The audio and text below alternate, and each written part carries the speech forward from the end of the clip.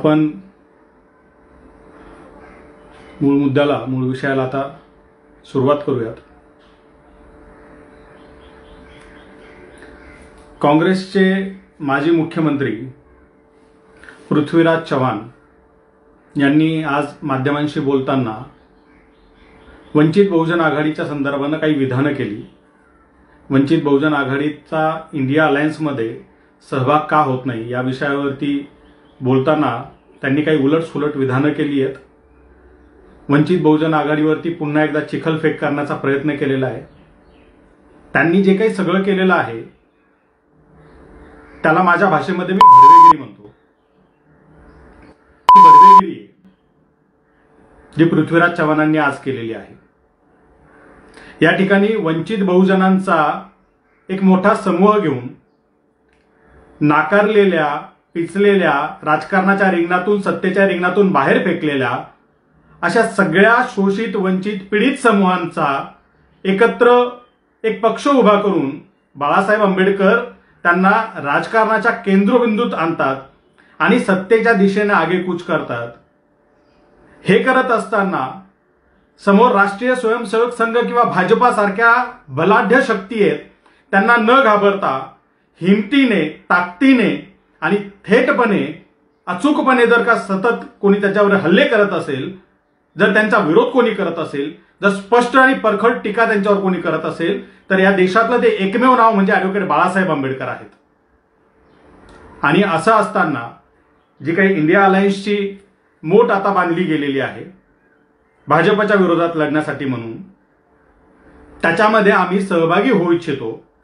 सगळ्या पक्षांनी एकत्र येऊन भाजपला रोखलं पाहिजे।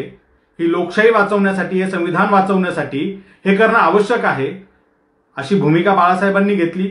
ती भूमिका वंचित बहुजन आघाडीने घेतली। ती सातत्याने वेगवेगळ्या माध्यमातून आम्ही ती काँग्रेसपर्यंत पोहोचवली।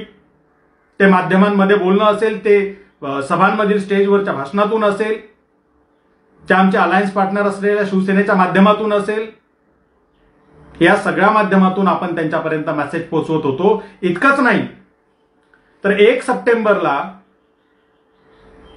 काँग्रेसचे राष्ट्रीय अध्यक्ष असलेल्या खरगेंना वंचित बहुजन आघाडीने अधिकृत पत्र लिहून सांगितलं की होय, आम्हाला इंडिया आघाडीचा घटक पक्ष व्हायचा आहे, आम्हाला त्यात सहभागी व्हायचं आहे, भाजपला रोखण्यासाठी आम्ही तुमच्यासोबत यायला तयार आहोत।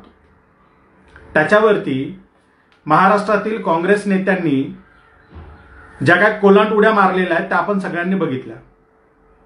ज्या वेळेला पत्रकार यांना विचारायचे की इंडिया अलायन्समध्ये वंचित बहुजन आघाडीला का घेतलं नाही किंवा का घेतल्या जात नाहीये, त्यांना निमंत्रण का पाठवलं जात नाहीये, त्याच्यावरती कोणीतरी म्हणायचा की इंडिया अलायन्समध्ये यायला निमंत्रणाची काय गरज आहे, ती काय सत्यनारायणाची पूजा आहे का?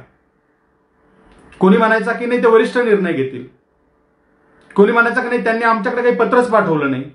कोणी म्हणायचं नाही, पत्र आले पण ते बाळासाहेबांनी लिहिलं नाही। कोणी म्हणायचं असा कुठला ईमेलच आला नाही। म्हणजे प्रत्येक काँग्रेस नेत्याचं स्टेटमेंट हे वेगळं असायचं। या कोलांट उड्या, या माकड उड्या यांना का माराव्या वाटत होत्या, का माराव्या लागत होता?